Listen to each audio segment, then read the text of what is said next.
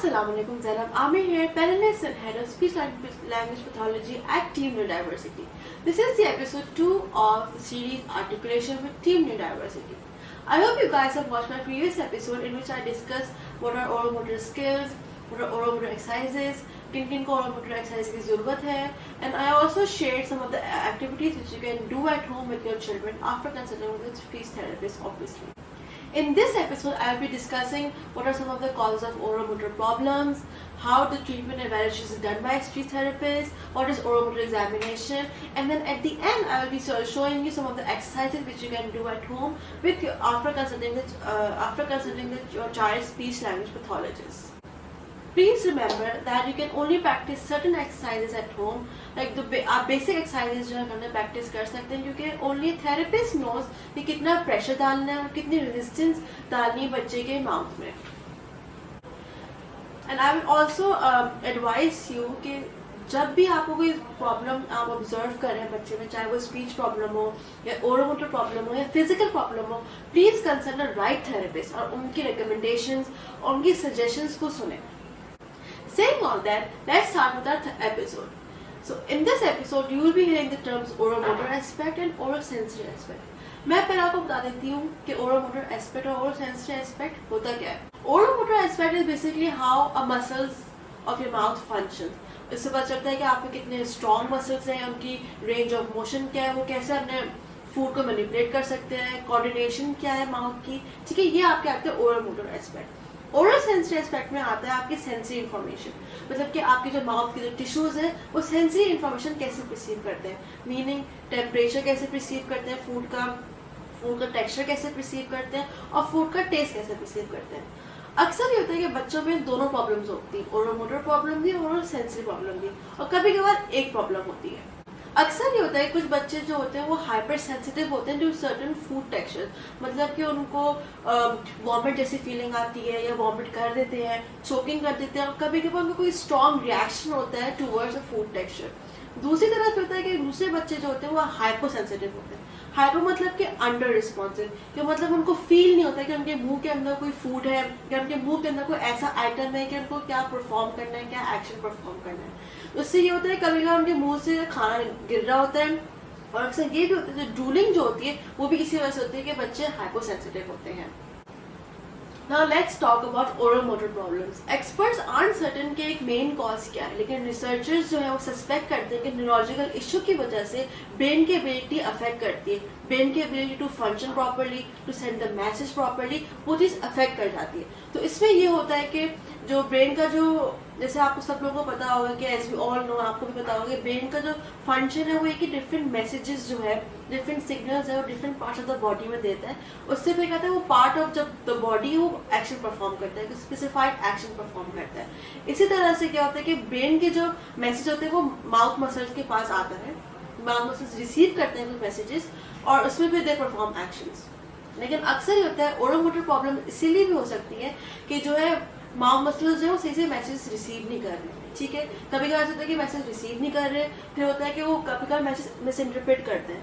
तो इसमें ये होता है कि माउथ मसल्स जो है कभी टोटली मूव ही नहीं करते या फिर वो किसी और तरीके से मूव करते हैं, इनकरेक्टली मूव करते हैं क्योंकि वो मिस इंटरप्रेट मैसेज कर लेते हैं. एक और जो कॉज जो रिसर्चर्स ने फाइंड आउट करा है वो ये है कि low muscle tone of lips, jaw and tongue. इसमें ये होता है कि अगर बच्चे की जो लो मसल्स होंगे या वीक मसल्स होंगे लिप्स के, तो वो सही से जो स्ट्रॉ से ड्रिंक नहीं कर पाएगा, वो सही से स्ट्रॉ को होल्ड नहीं कर पाएगा. और फिर इसके बाद ये होता है कि अगर बच्चे के जो है वीक मसल होते हैं जॉ के, लो मसल इन द जॉ, तो उसमें ये होता है कि बच्चे का मुंह खुला का खुला रह जाता है, वो सही से बंद नहीं हो पाता क्योंकि उसकी मसल जो है वो वीक है.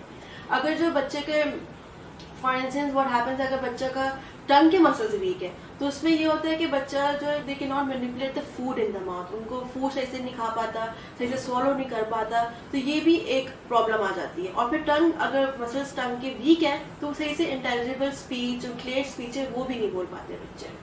अगर बच्चे के वीक मसल्स होते हैं तो उसमें ये होता है कि बच्चा चोकिंग भी करता है, फिर उसको होता है कि वो अवर्जन हो जाती है फूड से, वो अनप्रेजेंटनेस पैदा हो जाती है फूड से, तो बच्चा फिर खाना भी सही से नहीं खाता, खाना खाना पसंद भी नहीं करता. तो हमारा टारगेट ये होता है एज ए स्पीच थेरेपिस्ट कि हम मसल्स को स्ट्रेंथ करें ताकि बच्चा एफिशिएंटली खा सके खाना. अक्सर ये होता है कि अडल्ट को भी जो है ना ये प्रॉब्लम्स डेवलप हो जाती है। वो कब होती है? जब other they have suffer through a stroke, they suffer through a head trauma और ब्रेन इंजरी। ठीक है, उसके अलावा होते हैं genetics, hearing problem and some kind of birth defect may also contribute to the causes of oromotor problem. Birth defect मतलब कि जैसे कि cleft lip हो गया, cleft palate हो गया, this is one of the birth defect. So now let's discuss how oromotor problems are diagnosed and evaluated by a speech therapist. The first and the most important thing you all need to remember is कि जितना जल्दी आप diagnosis करवाएंगे उतनी treatment effective होगी। Meaning अगर आपको आपकी प्रॉब्लम ऑब्जर्व कर रहे हैं बच्चे में, जैसे कि ओरल मोटर प्रॉब्लम हो गई, ओरल सेंसिंग प्रॉब्लम हो गई, फीडिंग की कोई प्रॉब्लम हो गई, तो आप फौरन से डॉक्टर के पास जाएं, बच्चे के डॉक्टर के पास जाएं। पीडियाट्रिशियन क्या करेगा? वो बच्चे की प्रॉब्लम को ऑब्जर्व करेगा, असेस करेगा और फिर प्रॉब्लली आपको स्पीच थेरेपी के पास रिकमेंड करेगा।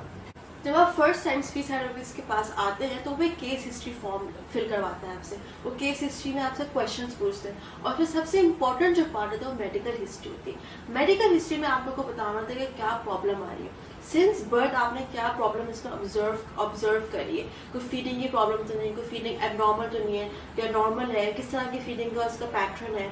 उसके बाद फिर आप बताते हैं कि उसको किसी फूड टाइप से अवर्जन तो नहीं है, मतलब कोई फूड टाइप अवॉइड तो नहीं करता, कोई फूड टाइप से कोई इसको स्ट्रॉन्ग रिएक्शन तो नहीं आता, उसको सर्टेन टाइप ऑफ फूड के टेक्सचर्स पसंद है या नहीं पसंद है, और बच्चे को कितना टाइम लगता है खाना खाने में, मतलब वो स्लो ईटर है या फास्ट ईटर है, ये भी आपसे क्वेश्चंस पूछते हैं। केस हिस्ट्री फॉर्म लेने के बाद जो है स्पीच थेरेपिस्ट ओरोमोटर सेंसरी एग्जाम करते हैं। ओरोमोटर सेंसरी एग्जाम में स्पीच थेरेपिस्ट ये चेक करते हैं कि आपके बच्चे के फेस के स्ट्रक्चर में कोई एब्नॉर्मैलिटी तो नहीं है, लिप्स में कोई एब्नॉर्मैलिटी तो नहीं है, टंग में कोई एब्नॉर्मैलिटी तो नहीं है, फिर वो मसल स्ट्रेंथ चेक करते हैं, वो रेंज ऑफ मोशन चेक करते हैं, ये सब चीज़ें चेक करते हैं। उसके अलावा फेशियल एक्सप्रेशन भी चेक करते हैं, बच्चे को स्माइल करने को बोलेंगे, फ्राउन करने को बोलेंगे, वो भी चेक करते हैं। उसमें सिमेट्री चेक करते हैं कि बच्चे का स्माइल तो सिमेट्रिकल है कि नहीं है।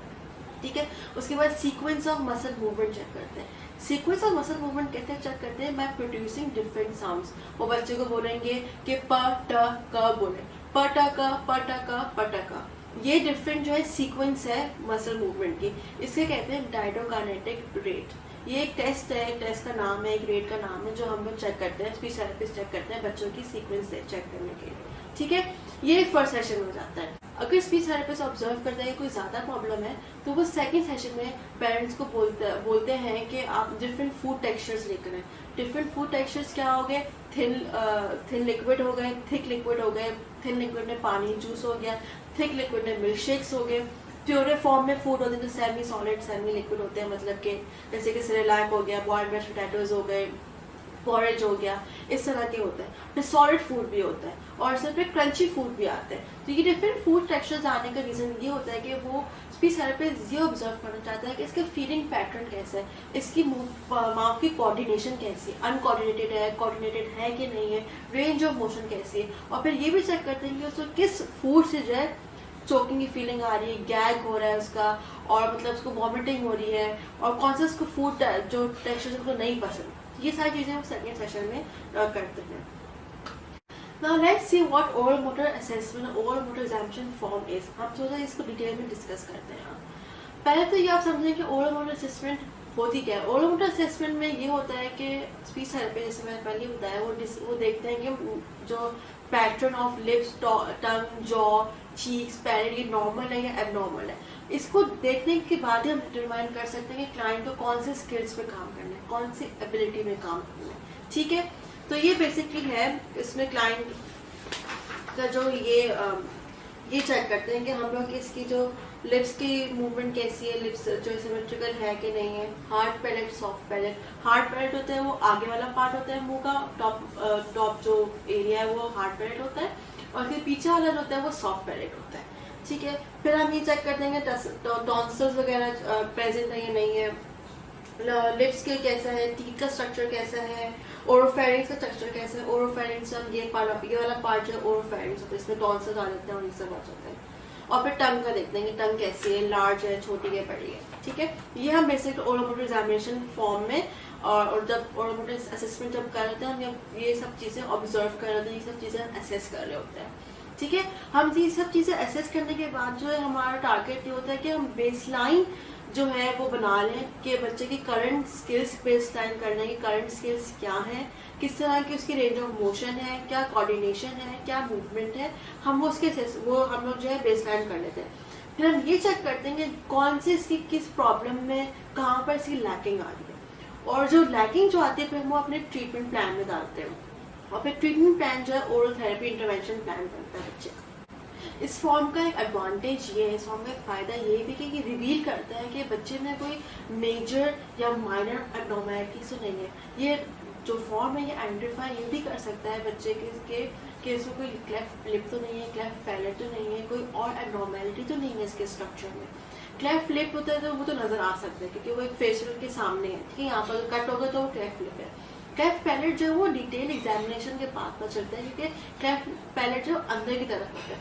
पैलेट जैसे मैंने आपको दिखाया, ये ऊपर का जो पार्ट है ये पैलेट है, ठीक है, यहाँ पर अक्सर जो है ना बच्चे कट होता है, इसकी वजह से बच्चे कुछ वर्ड्स हैं वो क्लियरली नहीं बोल सकते, सही से सांस नहीं ले सकते, तो ये डिटेल एग्जामिनेशन के बाद पता चलता है, ठीक है। इसके अलावा जो इस फॉर्म से हम कुछ टाइप्स ऑफ डिसऑर्डर्स का भी आइडेंटिफाई कर सकते हैं, कि सिम्टम्स आइडेंटिफाई कर सकते हैं, जैसे कि अप्रैक्सिया ऑफ स्पीच हो गया, आर्टिकुलेशन डिसऑर्डर हो गया, क्योंकि जब हम फॉर्म ये करवा रहे होते हैं, जब एग्जामिनेशन ये कर रहे होते हैं बच्चों में, तो हम लोग डिफरेंट साउंड से प्रोड्यूस करवाते हैं बच्चों से, तो उससे हमें ये भी आइडिया आता है कि कोई इसकी साउंड में प्रॉब्लम तो नहीं है, कोई साउंड प्रोड्यूस कर पा रहा है या नहीं कर पा रहा, ठीक है। इवेल्युएशन और सब असेसमेंट करने का रीजन नहीं है ताकि स्पीच थेरेपिस्ट एक प्रॉपर डायग्नोसिस पे, जब प्रॉपर डायग्नोसिस पे आएगा स्पीच थेरेपिस्ट तो उसी को पता चलेगा किस एरिया में काम करना है, किस स्किल पे काम करना है, किस एबिलिटी पे काम करना है। क्योंकि तब तक देखिए बच्चे में अगर स्पीच प्रॉब्लम आ रही है तो बच्चे को एक इस तरह से सोशलाइज भी नहीं कर पाएगा वो, और फिर जो है वो इसकी सेल्फ स्टीम पे गिर सकती है। तो बेसिकली जब भी प्रॉब्लम का लगे कि प्रॉब्लम है, आप ऑब्जर्व करें प्रॉब्लम है, तो please consult speech therapist right away, ताकि जितनी जल्दी इंटरवेंशन होगी उतनी जल्दी जो बच्चा लर्न करेगा how to speak, how to eat and how to communicate with other people.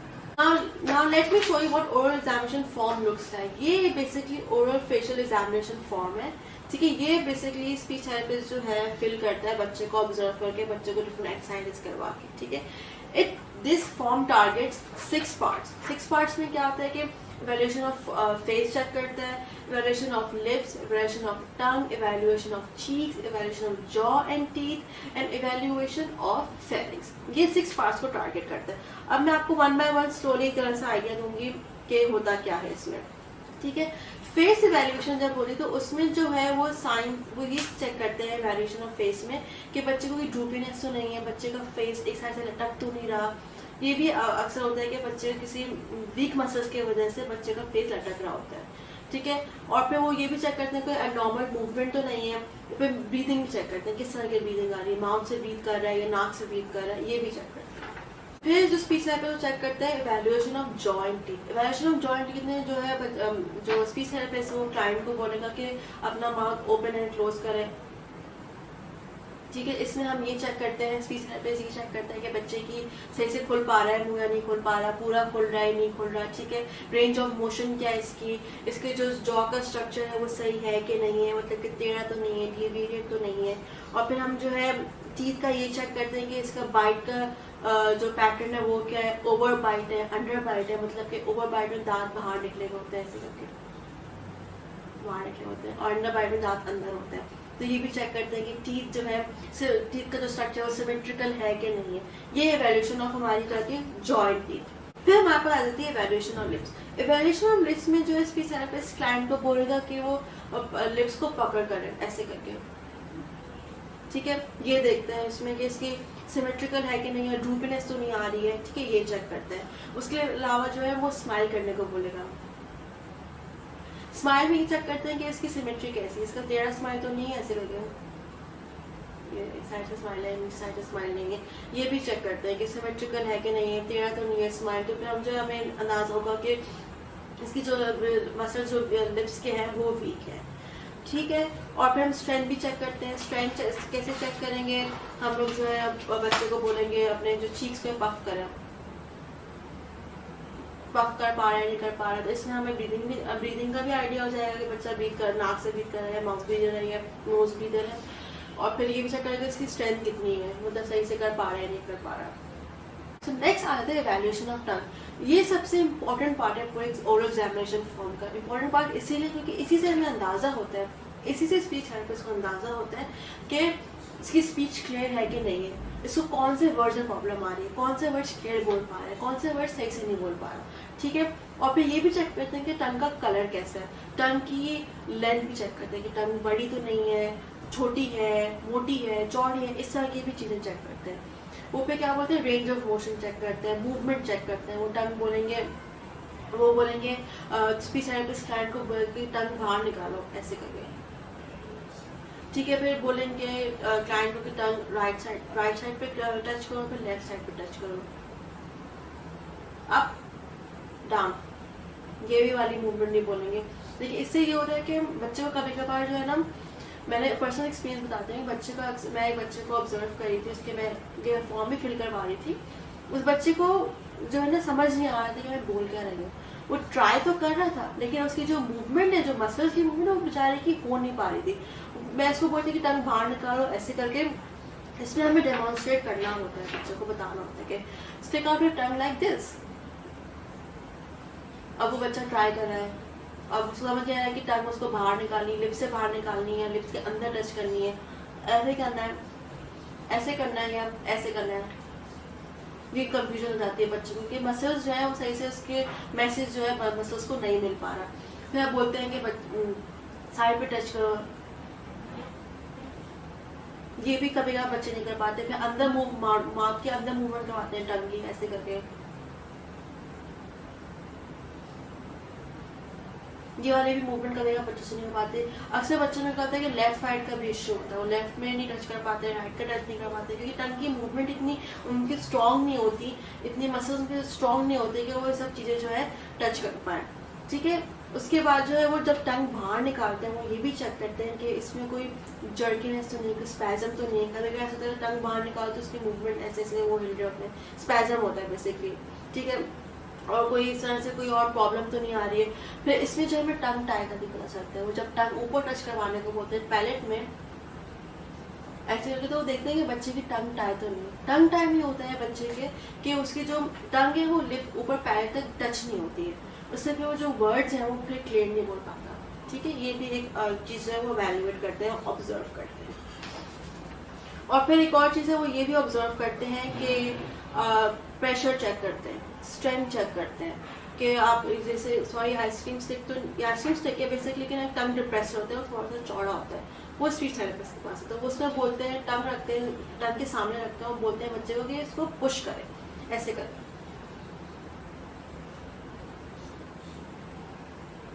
ठीक है, अब मैंने तो इस वक्त प्रेशर नहीं लगाया, लेकिन वो प्रेशर लगाते हैं ताकि बच्चे को देख सके कि वो इसकी स्ट्रेंथ कितनी है, वो पुश कर पा रहा है नहीं कर पा रहा, वो आराम से इजीली जो है इसकी मूवमेंट हो रही है नहीं हो रही है, उसको समझ आ रहा है कि इसको पुश करनी है चीज़। ये भी देखते हैं कि इसकी इतनी अंडरस्टैंडिंग है कि इसको करना क्या है। तो ये भी हम लोग चेक करते हैं, स्पीच थेरेपिस्ट चेक करते हैं। तो उसके बाद जो पार्ट आता है वो आता है evaluation of pharynx and evaluation of hard and soft pharynx. Pharynx में जो हम ये चेक करते हैं कि बच्चे की एबनॉर्मल तो नहीं कलर, कैसा कलर है, ये जो फेरिंग्स वाला पार्ट जो है ना, ये वाला पार्ट कलर कैसा है इसका। फिर हम टॉन्सिल चेक करते हैं बच्चे के टॉन्सिल्स प्रेजेंट है कि नहीं है, इनलार्ज है या तो टोटली शॉर्ट है, किस तरह के इसके जो है टॉन्सिल्स हैं। ठीक है, फिर जो soft and hard palate evaluation होती है उसमें भी हम ये चेक करते हैं कि कलर क्या है पैलेट का।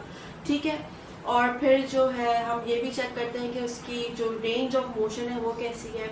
इसमें हम डिफरेंट साउंड्स भी निकलवाते हैं बच्चे से कि वो वॉबल साउंड्स हैं, वो बोल पा रहा है नहीं बोल पा रहा है, जैसे कि आ ऊ ई, ये वाले जो है हम लोग जो है साउंड्स की प्रोडक्शन भी चेक करते हैं। ठीक है, इसमें जो है फिर हम लोग एक गैग रिफ्लेक्स होता है। गैग रिफ्लेक्स इज बेसिकली कि बच्चे को जब मुंह में जब टच कर रहा है तो वो गैग कर पा रहा है नहीं कर पा रहा है। जैसे कि मैं करूँगी तो प्लीज डोंट लाफ, इस तरह से करना होता है बच्चे को। ठीक है, जब हम टच करते हैं टंग डिप्रेसर, समझ लेंगे टंग डिप्रेसर है, तभी अंदर करते हैं तो बच्चे के गैग रिफ्लेक्स होना चाहिए। कुछ बच्चों को होता है कि हल्का सा टच करो, ओवर सेंसिटिव होते हैं, हल्का टच करो उनको फौरन से चोकिंग वाली फीलिंग आ जाती है। कुछ बच्चों को फीलिंग बहुत देर से आराम से आती है, तो ये भी हम लोग स्पीच थेरेपिस्ट चेक करता है। ठीक है, इसके बाद जो है फिर स्पीच थेरेपिस्ट इस पैलेट जब इवैल्यूएशन कराता है सॉफ्ट एंड हार्ड पैलेट, वो ये भी चेक करता है कि इसकी क्लेफ्ट पैलेट तो नहीं है, मतलब कि पैलेट में कोई कट तो नहीं है।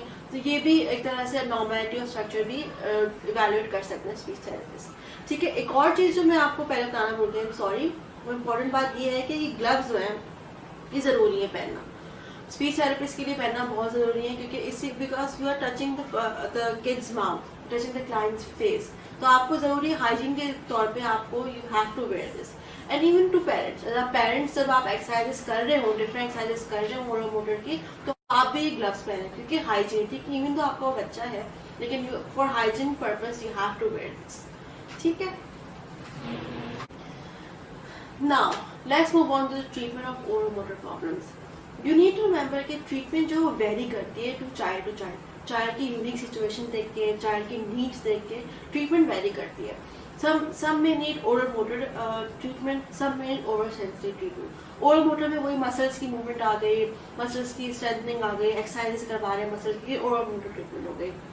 ओरल सेंसरी में फिर हमारे पास आता है बच्चे के, हम लोग फूड, जिस फूड से उसको अवर्जन है उस फूड से हम लोग उसकी डिसेंसिटाइजेशन थेरेपी करते हैं, उसमें रिपीटेड एक्सपोजर करवाते हैं ताकि बच्चे को उसके फूड से अवर्जन खत्म हो, इसकी कम हो, इसके फूड से अवर्जन। या फिर कभी कभार जो है स्पीच थेरेपिस्ट ये सजेस्ट करते हैं कि इसके मॉडिफाई करें, इसके जिस जो यूटेंसिल्स या जो मटेरियल आप यूज़ कर रहे हैं, कभी कभी बच्चों को स्टील की चम्मच अच्छी लगती है तो आप उनको प्लास्टिक की चम्मच से खिला सकते हैं, उनको बोल अच्छा नहीं लगता तो आप बोल उनका चेंज कर लें, क्योंकि आप मॉडिफिकेशन भी स्पीच थेरेपिस्ट करने को बोलते हैं ताकि बच्चों को इंटरेस्ट डेवलप हो खाना खाने में, वो इंगेज जो है वो उनको मज़ा भी आए खाना खाने में। और कभी कभार ये भी हम चेक करते हैं कि किसी ने बच्चे को खाना खिलाया जा रहा है, लेट के तो नहीं खिलाया जा रहा, मूवी देख के तो नहीं खिलाया जा रहा, बच्चे को they need to have a presence of mind when they eating the food. क्योंकि कभी होता है कि पेरेंट्स अपनी आसानी के लिए, इट्स ओके, पेरेंट अपनी आसानी के लिए बच्चे के सामने आईपैड रख लेते हैं और बच्चे को खाना खिला रहे होते हैं, बच्चा आराम से चबा रहा है, कभी नहीं चबा रहा, तो ये भी हम स्पीच थेरेपिस्ट रिकमेंड करते हैं, सजेस्ट करते हैं कि आप but the child has to be aware of what he is eating. अगर वो अवेयर नहीं होगा तो फिर उसके मुंह में तो कुछ भी जा रहा होगा, वो निकल भी रहा होगा, सही से च्यू नहीं कर रहा होगा, सही से बाइट नहीं कर रहा होगा, तो उसको फिर वॉमिट भी हो सकता है, चोकिंग भी हो सकती है। ये भी हम मॉडिफिकेशन करने को बोलते हैं पेरेंट्स को, ताकि बच्चे इजीली खाना खा सके। कभी कभार होते हैं तो बच्चे हाइपर सेंसिटिव होते हैं, जैसे मैंने आपको शुरू में बताया कि हाइपर सेंसिटिव वो होते हैं बच्चे जिनको फील नहीं होता कि उनके मुंह में जो है कोई फूड है, ठीक है, तो हम उसमें बोलते हैं, फिर पेरेंट्स को सजेस्ट करते हैं एक तरह से कि उसमें एक्स्ट्रा फ्लेवर डालते हैं। अब ये नहीं हो कि बच्चा अगर फीका खाना खा रहे तो स्पाइसेस डाल देंगे, बच्चे का मुंह जलने लगे, डोंट डू दैट, और किसी भी बच्चे को और फिर एवर्जन नहीं हो जाएगी खाना खाने से। तो स्टोरी माइल्डली जो है बच्चे का फूड जो खाने का जो फ्लेवर है वो हम लोग इंक्रीज करवाने को बोलते हैं। बेसिकली जो गोल होता है वो स्पीच थेरेपिस्ट का, वो गोल यही होता है कि बच्चे सेफली खाना खाए, एफिशिएंटली खाना खाए और खाने को एंजॉय करें। और एक और चीज़ है जो सबसे इम्पॉर्टेंट चीज़ है वो ये है कि do not force your child to eat. आपने बच्चे को फोर्स नहीं करें, क्योंकि जितना आप उसको फोर्स करेंगे उतना ही उसको अवर्जन होगी फूड से, उतना ही वो फूड को जो है अवॉइड करेगा। ये बच्चा जो है अपने पेस के हिसाब से, अपनी अंडरस्टैंडिंग के हिसाब से, अपने स्किल लेवल के हिसाब से सीखता है। इसी तरह से आप थेरेपिस्ट को भी रश ना करें। थेरेपिस्ट के पास आप जाके ये ना बोलेंगे बच्चे ने अभी खाना क्यों नहीं शुरू करा, बच्चा ये वाला खाना क्यों नहीं खा रहा, बच्चे को खाना खिलाएं, बच्चे को ये करें, बच्चे को वो करें, बच्चे को ये चीज़ें इंट्रोड्यूस कराएं। नहीं, देखिए आप ये सब चीज़ें ना करें, क्योंकि आप जितना ये चीज़ें करेंगे, जितना आपको फ्रस्ट्रेशन होगी, जितनी आपको टेंशन होगी ना, बच्चे में भी वो चीज़ आएगी, बच्चा भी फ्रस्ट्रेट होएगा। सो द की इज कि आपको याद रखना कि you have to be patient, you have to be patient with your child. क्योंकि अक्सर हमारे पास ये पेरेंट्स आते हैं, बोलते हैं कि बच्चे ने ये क्यों नहीं करा, बच्चे की तक प्रोग्रेस क्यों नहीं आई, मेरे पहले बच्चे ने तो जल्दी बोलना सीख लिया था, मेरे पहले बच्चे ने जल्दी खाना सीख लिया था, उसका बच्चा तो वो ये कर रहा है। कंपैरिजन भी ना करें, क्योंकि कंपैरिजन में भी पेरेंट्स को फ्रस्ट्रेशन होती है। तो just be clear, just be patient और आराम से आपके बच्चा प्रोग्रेस करेगा। क्योंकि देखिए कुछ बच्चे होते हैं वो बहुत स्मार्ट होते हैं, इंटेलिजेंट होते हैं, वो बहुत जल्दी से चीज़ें पिक कर लेते हैं और फिर बहुत जल्दी से उनकी प्रोग्रेस भी आती है। लेकिन कुछ बच्चों में टाइम लगता है, थेरेपी में भी इससे ज़्यादा टाइम लगता है, ट्रीटमेंट में भी टाइम लगता है। कुछ ट्रीटमेंट जो है with in days, with in weeks खत्म हो जाती है, कुछ ट्रीटमेंट में years and months and years लगते हैं। So just be patient and eventually आपके जो है बच्चा जो है इनकी स्लोली सीख लेगा। क्योंकि ये होता है कि ना ग्रेजुअली हम हर चीज इंट्रोड्यूस कराते हैं, ग्रेजुअली हम बच्चे के डिफरेंट टेक्सचर्स इंट्रोड्यूस कराएंगे, ग्रेजुअली हम बच्चे की एक्सरसाइज की स्ट्रेंथ इंक्रीज करेंगे, लेवल इंक्रीज करेंगे. So just be patient when dealing with such problems. So let's move on to the oromotor exercises. जो मैं अभी आपको जो कुछ एक्सरसाइजेस डेमोन्स्ट्रेट करके दिखाऊंगी जो आप प्रैक्टिस कर सकते हैं. ये मैं बेसिक एक्सरसाइजेस दिखाऊंगी, लेकिन obviously you have to consult your child speech pathologist before practising at home, क्योंकि वही आपको सही से बता सकते हैं कि बच्चों के लेवल के हिसाब से, बच्चों के प्रॉब्लम के हिसाब से आपको एक्सरसाइज बताएंगे. मैं आपको बस बेसिक एक्सरसाइज बताऊंगी. ये एक्सरसाइजेज जो है आप घर में जो है एटलीस्ट एक दिन में 3 दफा तो प्रैक्टिस करें, ताकि बच्चे की प्रैक्टिस में आए, ताकि बच्चा यूज टू हो, और जो है बच्चा फिर उसकी जो प्रोग्रेस भी जल्दी आए. उसके अलावा जो आप ये एक्सरसाइजेज जो प्ले टाइम में इंट्रोड्यूस करवा सकते हैं, फैमिली टाइम में इंट्रोड्यूस कर सकते हैं, बच्चे साथ आप अपने साथ मिल के कर सकते हैं, सारी फैमिली में सब बैठ के कर सकते हैं. तो ये डिफरेंट एक्सरसाइजेज जो आप लोग घर में कर सकते हैं. और ये ओरल मोटर एक्सरसाइजेज जो ये टारगेट करेंगी ओरल मोटर एग्जामिनेशन फॉर्म को लेके. जो ओरल मोटर एग्जामिनेशन फॉर्म में जो मैंने आपको 6 पार्ट्स बताए थे, उसी को लेके जो ना ये एक्सरसाइजेज बनी है, उसी को लेके आप एक्सरसाइज प्रैक्टिस घर में कर सकते हैं. So now let's move on to the first one. First one is lips exercises. अच्छा, ये मैं कुछ पिक्चर्स आप लोगों को शेयर करूंगी, अभी दिखाऊंगी. तो मैं इस जो पिक्चर्स ऑब्वियसली वीडियो में तो इतनी क्लियर नहीं होंगी, लेकिन मैं तुबा से बोल दूंगी कि वो आर्टिकल के फॉर्म में जो है ये शेयर कर दें एज अ पोस्ट, ताकि आप लोग भी देख सकें और आप लोग घर में भी प्रैक्टिस कर सकें. ठीक है. सो लिप्स एक्सरसाइजेस. लिप्स एक्सरसाइजेस में बेसिकली आप डिफरेंट चीजें बच्चों को करने को बोलते हैं, प्रैक्टिस करने को बोलते हैं. जैसे कि आप बच्चों को बोले स्माइल करें,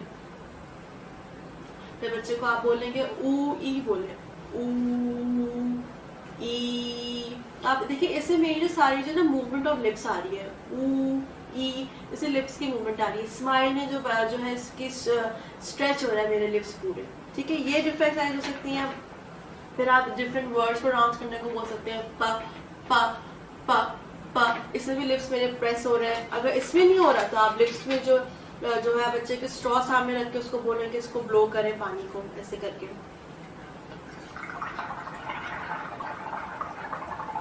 और एक और चीज आपको याद रखनी है कि आप लोगों ने बच्चे को डेमोन्स्ट्रेट करके दिखाना है एक्सरसाइजेस, कैसे करनी है एक्सरसाइज, क्योंकि बच्चे को तो आइडिया नहीं होगा. आप लोग ही बच्चे को बताएंगे तो ही बच्चे को पता चलेगा कैसे करनी है. इस तरह स्पीच थेरेपिस्ट में जो एक्सरसाइजेस वो करते हैं परफॉर्म, और फिर साथ में बच्चा भी साथ में उनको इमिटेट करने की कोशिश करता है. तो घर में भी आपने जो बच्चे को करके दिखाना ताकि बच्चा आपको इमिटेट करे. ये जो मैंने एक्सरसाइज करी है, ब्लोइंग एक्सरसाइज है ये. इसमें बच्चे के जो लिप्स है वो इसमें प्रेस हो रहे हैं. ठीक है. और फिर प्रेशर डाल रहा है बच्चा ताकि वो ब्लो कर सके, और ये ब्लो होए इसमें जो है क्या कहते हैं बबल्स ब्लो हुए. ठीक है. उसके अलावा जो आप डिफरेंट चीजें आप ट्रे में रख के जो है ब्लो करवा सकते हैं. ठीक है. जैसे कि मैंने डिफरेंट चीजें इसमें रखी हुई हैं. मैंने कॉटन बॉल्स रखी हुई हैं, पेपर्स रखे हुए हैं, पेपर से ब्लो करवा सकते हैं. ठीक है. ये कन्फेटी से मैंने बॉल बनाई, वो कर सकते हैं. और एक और चीज भी आप कर सकते हैं, आप टिश्यू पेपर को लेके जो है ना इसको भी ब्लो करवा सकते हैं ऐसे करके.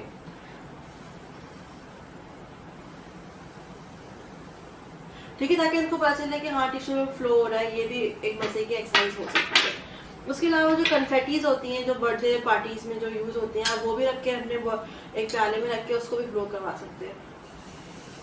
इससे क्या होगा, बच्चे को भी मजा आएगा क्योंकि वो कलरफुल है, वो उड़ेगा. तो ये भी एक तरह से फन एक्सरसाइज हो सकती है. ठीक है. ये तो हमारी लिप प्रेसिंग की होगी. उसके अलावा जो बच्चे को हमने प्रैक्टिस करवा दी पकड़िंग ऑफ द लिप्स. पकड़िंग होती है ऐसे करते हैं, बेसिकली किसिंग का तरीका है ये. तो आप बच्चे को बोल सकते हैं कि किस मामा, किस टेडी बियर. ठीक है. आप डिफरेंट बच्चों के टॉयज रख लें, टॉयज को यूज करें. जो बच्चे का जो टॉयज को अच्छा लगता है वो आप उसमें वो एक्टिविटीज में, वो एक्सरसाइज में भी आप यूज कर सकते हैं. ठीक है. उसके अलावा जो आप फिर ये जो टंग डिप्रेसर जो आप लिप्स के बीच में रखें और बच्चे को बोलेंगे प्रेस करें, प्रेस करें. इसमें आप जैम लगा सकते हैं, पीनट बटर लगा लें, हनी लगा लें, जो भी चॉकलेट पसंद है बच्चे को वो लगा लें, ताकि बच्चा जो है प्रेस करे इसे और फिर उसको फ्लेवर भी आए, वो एंजॉय भी करे ये चीज़. ठीक है. और इनकी एक्सरसाइजेज जो है इनकी जो डिफरेंट टाइमिंग्स भी होती है, मतलब कि आप कितने सेकंड्स के लिए करनी है, कितने बार करनी है. तो आप ये ना पहले से अपना एक प्लान बना सकते हैं आप कि बच्चे को लिप्स स्मैकिंग जो है, लिप्स स्मैकिंग जो है ये बच्चे को 5 टाइम्स करनी है, ठीक है। आपने बना दिया ताकि बच्चे को भी आइडिया हो कि उसको कितनी देर तक ये एक्सरसाइज करनी है, कितनी टाइम्स में, ताकि बच्चे को एंजाइटी ना हो। कभी कभी ऐसा होता है जब बच्चे को पता नहीं होता है कितनी बार करनी, तो बच्चे नहीं करते एक्सरसाइजेस। तो उनको पहले से अगर पता होगा कि कितनी बार करनी है, कितनी देर तक इनको बैठना है, तो वो they can be comfortable and they won't feel anxious about this, ठीक है। नेक्स्ट हम लोग आते हैं चीक्स पे। ये चीक्स की एक्सरसाइजेस हैं, ठीक है, डिफरेंट चीक्स की, सॉरी फॉर दैट, ये चीक्स की डिफरेंट एक्सरसाइजेस हैं, ठीक है। इसमें जो है आप जो है ब्लोइंग कर सकते हैं। ब्लोइंग इस तरह से, ये तो हमारी हल्की सी ब्लोइंग होगी। इसमें भी ब्लोइंग इस तरह से आती है कि आप जो है ये बबल्स जो है, सॉरी, ये बबल्स ब्लो कर सकते हैं ऐसे करके, ठीक है। ये आप देखें मेरे उसमें आपने देखा होगा चीक्स एकदम से फूल गए थे, ठीक है। ये फिर आप तो एक पफ हो गया, दूसरा आप देर तक भी कर सकते हैं, प्रोलॉन्ग करें, ठीक है। ये प्रोलॉन्ग हो गया, इसमें सेकंड्स आ गए, ठीक है। और जो है फिर इसमें जो क्योंकि चीक्स है और वही सेम है, इसकी भी सेम ही होगा ब्लोइंग में, कि आप क्योंकि स्ट्रॉ को यूज कर रहे हैं तो इसमें दोनों आ जाती हैं, इसमें लिप्स की भी आ जाती है और चीक्स की भी आ जाती है, क्योंकि आप ब्लो कर रहे हैं, आप कॉटन बॉल्स ब्लो कर रहे हैं, ये ब्लो कर लें, मतलब ये रटन बॉल्स कहते हैं इन्हें, ठीक है। इसके अलावा जो है टिश्यू में ब्लो कर सकते हैं, ठीक है। आप अगर आप फॉयल करना है, फॉयल को ब्लो कर सकते, फॉयल की बॉल को बना के ब्लो कर सकते हैं, ठीक है। और फिर मैंने डिफरेंट पेपर्स रखे, आप इनको भी ब्लो कर सकते हैं, ठीक है। इस तरह से आप जो है डिफरेंट चीज़ों को ब्लो करवा सकते हैं, ठीक है। और फिर एक और जो होता है वो ये होता है कि आप जो है बच्चे के चीक्स में एक्सरसाइज मसाज करते हैं, हल्का सा प्रेशर डाल के इन दो उंगलियों को यूज करके, इंडेक्स और मिडिल फिंगर को यूज करके हल्का सा राउंड मूव करें, क्लॉकवाइज और एंटी क्लॉकवाइज, ऐसे 1 2 3 1 2 3। इसमें भी टाइम लगेगा कितनी बार आपने ये क्लॉकवाइज मूव करना, कितनी दफा आपने एंटी क्लॉकवाइज मूव करना है।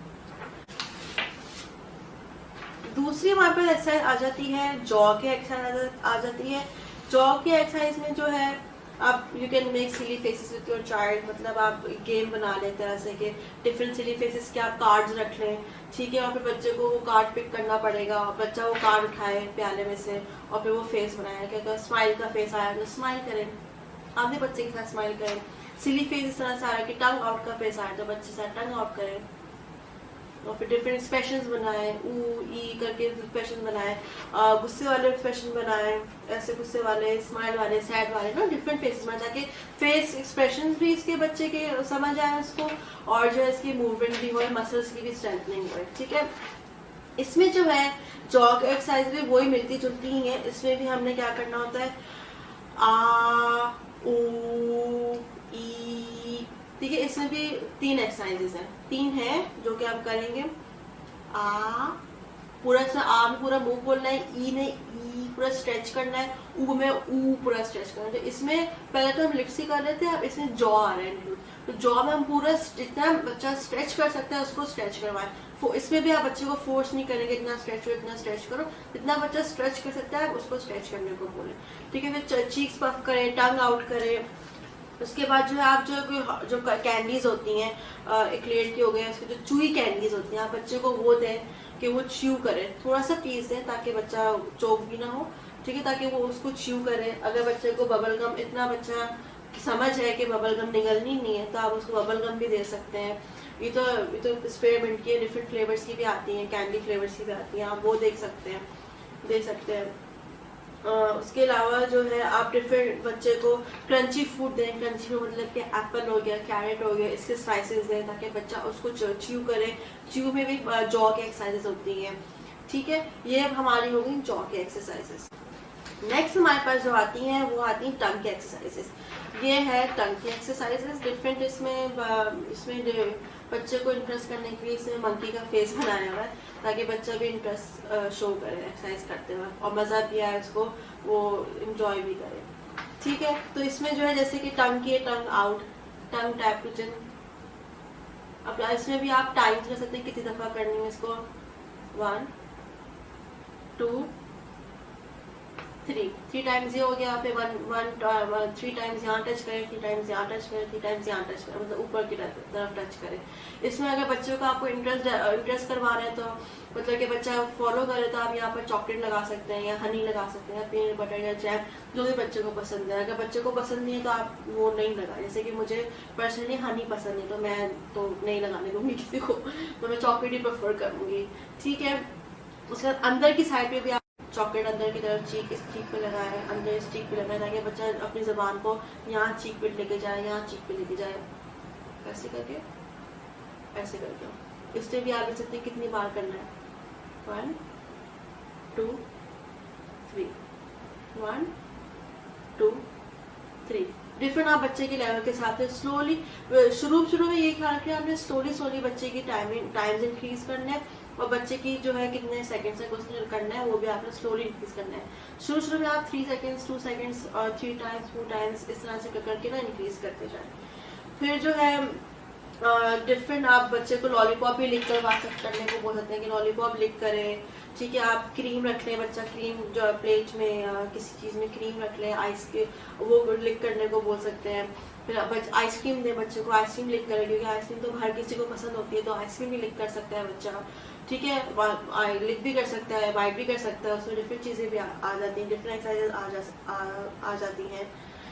फिर इसके अलावा बच्चे को तो उसने लिख कर ली लॉलीपॉप, दूसरी क्या आप जो है लॉलीपॉप को यहाँ रखें, थोड़ा सा डिस्टेंस से रखें, ताकि बच्चा अपनी टंग को लॉलीपॉप को टच करे और उसको प्रेस करे। ठीक है, लॉलीपॉप को प्रेस करे। वैसे तो हम टंग डिप्रेसर भी यूज करते हैं, लेकिन टंग डिप्रेसर ये कि इसमें कोई फ्लेवर नहीं होता, तो बच्चा इतना इंटरेस्ट शो नहीं करेगा। लॉलीपॉप में however there is a flavour, तो बच्चा जो है लॉलीपॉप को फिर टच करने की कोशिश करेगा, रीच करने की कोशिश करेगा। जगह पहले शुरू में यहाँ रखा, डिस्टेंस यहाँ रखा, फिर यहाँ रखा, फिर यहाँ रखा, ताकि बच्चा जितनी टंग बाहर ला सकता है that is good for him, क्योंकि उससे बच्चे की टंग जो स्ट्रेच हो रही है, मसल स्ट्रेच हो रहे हैं। और ये भी एक एक्सरसाइज हम कर सकते हैं। उसके अलावा जो है बच्चे को डिफरेंट वर्ड्स की प्रैक्टिस करवा सकते हैं, जैसे कि ला ला ला। उसमें क्या होता है कि आप टंग डिप्रेसर या एयरबड लेने, मेरे पास अभी एयरबड है नहीं, तो हम टंग डिप्रेसर या सिम स्टिक यूज़ कर रहे हैं, तो हम उसमें चॉकलेट लगा के ना ऊपर पैलेट की चॉकलेट लगा देंगे, और फिर बच्चा जो है टंग वहाँ टच करेगा, ला ला, क्योंकि उसको फील होगा कि ऊपर कुछ लगा हुआ है, तो बच्चा टच करने की कोशिश करेगा अपनी टंग से, तो इससे क्या होगा, ला वाले वर्ड्स आ जाएंगे। जैसे कि आपने अगर बच्चे के यहाँ पर लगाई तो वो ला करेगा। ठीक है, फिर थोड़ा सा डिस्टेंस के बाद जो है आप और चॉकलेट लगाए, तो पीछे टंग आ रही, तो फिर र वाले साउंड आ रहे हैं, फिर क वाले साउंड आ रहे हैं, ल क तो नहीं, ल और र वाले वर्ड्स आएंगे। ठीक है, फिर क के तो पूरी टंग रोल हो रही है आपके। ल और र वाले साउंड आएंगे, क्योंकि ल में आगे लग रहा है और र में पीछे की तरफ लग रहा है। और न वाले भी आएंगे, न के लिए आगे आएगा थोड़ा सा, यहाँ टीथ के पीछे लगेगा। ठीक है, टीथ के यहाँ पे पीछे लगेगा, यहाँ टीथ के पीछे लगेगा, ल में यहाँ लगेगा, र में यहाँ लगेगा। ठीक है, थोड़ा सा डिस्टेंस से आप रखते जाए, ताकि बच्चा टच करता जाए और उसको फील भी हो कि कुछ लगा हुआ है, तो उसको भी टच करना ही है। ठीक है, इससे भी आपकी डिफरेंट साउंड्स की प्रोडक्शन की प्रैक्टिस हो रही है। तो हमारी ल और र और न की प्रैक्टिस होगी। ठीक है, आप फिर बच्चे को डिफरेंट वर्ड्स प्रोनाउंस करवा सकते हैं, प्रोड्यूस करने को बोल सकते हैं। इसमें आप व्हील्स ऑन द बस वाली पोएम भी गा सकते हैं कि मॉमी ऑन द बस को, तो इसमें श वाली वो बच्चा प्रोड्यूस करे, ताकि बच्चे को भी आइडिया कि वाली साउंड ये है। फिर एक ब्र करके वाली आवाज होती है, इसमें र की रेपिटेशन होती है, सॉरी मैं कर नहीं सकती है, वो वाले थे कि B double R R R R करके ना जो होती है ब्र, जो सर्दी लगती है तो हम ब्र करते हैं ना, वो वाली भी आवाज प्रोड्यूस करवा सकते हैं बच्चों से। तो इसमें टंग की रेपिटेशन के लिए, टंग के एक्सरसाइज के लिए we can ask the child to produce different sound. तो डिफरेंट साउंड्स की प्रैक्टिस होगी, उसकी टंग की मूवमेंट की भी होगी, जो टंग की जो मसल्स हैं उनकी भी एक्सरसाइज होगी, तो टंग की जो रेंज ऑफ मोशन है और सब भी कोऑर्डिनेशन है वो भी बच्चा सीखेगा, और टंग के मसल्स भी इससे इम्प्रूव होंगे। और पैलेट की एक्सरसाइजेज भी हमारी इसी तरह की कुछ होती हैं कि हम चीक्स पफ करते हैं। ठीक है, उसमें जो हम ब्लोइंग करते हैं, फिर हम ये भी कर सकते हैं कि पेपर को ब्लो करके उठाएं। ये एक्सरसाइज बहुत एडवांस होती है, बच्चे अगर नहीं कर पाते, लेकिन होता है कि आपने पेपर को सक करना होता है बेसिकली। ओके, मुझसे नहीं हो रहा सक, आई एम सॉरी।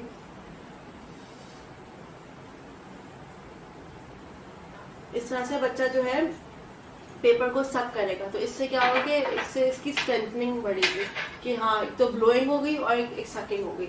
सकिंग इसके थ्रू भी कर सकते हैं और फिर ट्विस्टी स्ट्रॉ के थ्रू भी सकिंग कर सकते हैं। आप डिफरेंट जो है लिक्विड ले लें, जैसे थिन लिक्विड मैंने शुरू में बताया था कि पानी जूस हो गया, थिक लिक्विड में आपके मिल्क शेक्स आ गए, banana milk shake, mango shake, जो बच्चे को फ्लेवर पसंद है, स्ट्रॉबेरी मिल्क शेक, कोई भी बना ले बच्चे को। लस्सी भी बना सकते हैं जब बच्चों को लस्सी पसंद है, तो आप उससे बोलेंगे इस ट्विस्टी स्ट्रॉ से पिए, कर्ली स्ट्रॉ से पिए, स्ट्रेट स्ट्रॉ से सक करें। तो ये डिफरेंट स्ट्रॉसेस की जो ना सकिंग की एबिलिटी भी डेवलप होगी।